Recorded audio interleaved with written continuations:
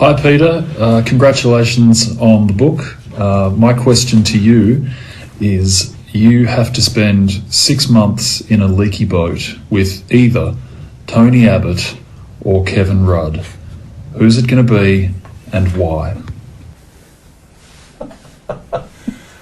I really love Paul Dempsey, and this last question is funny and also very challenging to answer.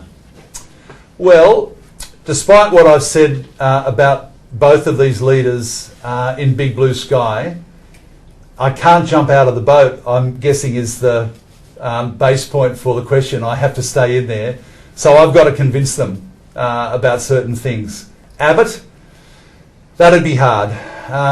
He had and has had years and years to come to grips with the environment, to come to grips with compassion in human rights, to come to grips with a view which isn't simply reactive and sees everybody else as the opposition and the enemy. There's a reason that Mr. Abbott was a terrific opposition leader.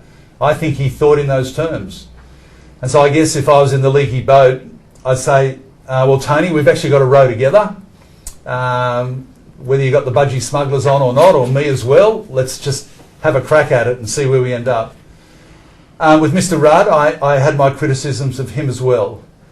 At the same time, he was a Labor leader of Labor governments that got a lot of things done, and a lot of good things, a lot of things that I think people like myself and others who were members of the government and who were ministers are probably proud of. We're not being false and sticking out our chests around it. We got some good things done for the country. Didn't agree with the leadership and strongly supported Julia Gillard in her prime ministership.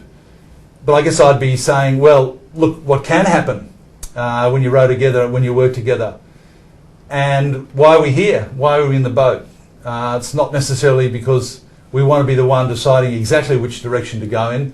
It's because we believe that the country and the people that we represent need to be in that better place on that faraway shore.